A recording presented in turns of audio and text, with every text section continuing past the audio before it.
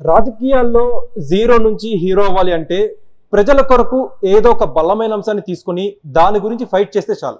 For example ఆంధ్రప్రదేశ్లో ప్రత్యేక హోదా అంశాన్ని తీసుకుందాం. YS Sharmila AP Congress join అయిన వెంటనే ప్రత్యేక హోదా అంశంపై ఫైట్ చేయడం స్టార్ట్ చేశారు. రీసెంట్గా వైఎస్ షర్మిల ఎన్సీపీ అధినేత శరద్ పవార్ని ఢిల్లీలో కలిశారు.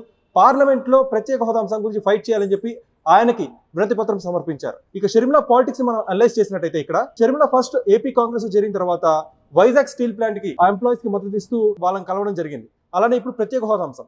సో ఏపీ పీపుల్ యొక్క ఎమోషన్స్ ని పట్టుకొని వైఎస్ షర్మిల ఇక్కడ రాజకీయాలు చేస్తారు. వైఎస్ షర్మిల ఫస్ట్ అందరూ జీరో అనుకున్నారు. అసలు వైఎస్ షర్మిల ఏపీలో ఏం చేయలేదు, ఏ మాత్రం ఇంపాక్ట్ చూపించలేదు అనుకుంటున్నారు. కానీ వైఎస్ షర్మిల ఫస్ట్ నుంచి వైఎస్ఆర్సీపీ అధినేత వైఎస్ జగన్ ని టార్గెట్ చేసే విధానం కావచ్చు, ఏపీలో జరగాల్సిన డెవలప్మెంట్ పై ఆమె స్పీచెస్ కావచ్చు, అలానే ఇప్పుడు ఏపీకి దక్కాల్సిన హక్కుల గురించి పోరాడే విధానం కావచ్చు, షర్మిల ఎత్తుకునే స్టాండ్స్ ఇవన్నీ కూడా చాలా మెరుగ్గా అనిపిస్తున్నాయి.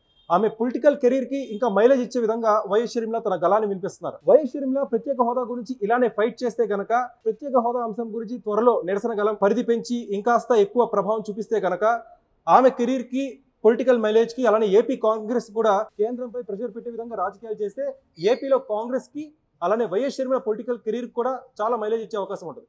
సో ఓవరాల్ గా వైఎస్ షర్మిల ఇలానే ప్రజలు ఏదైతే కోరుకుంటున్నారో ఏపీ ప్రజల ఎమోషన్స్ పట్టుకొని దానిపై పాలిటిక్స్ చేస్తే ఖచ్చితంగా ప్రజలు కూడా వాళ్ళ రాజకీయాన్ని ఆమోదిస్తారు. వీడియో జర్నలిస్ట్ రాజాతో కార్తీక్ కోట, 1 ఇండియా తెలుగు, హైదరాబాద్.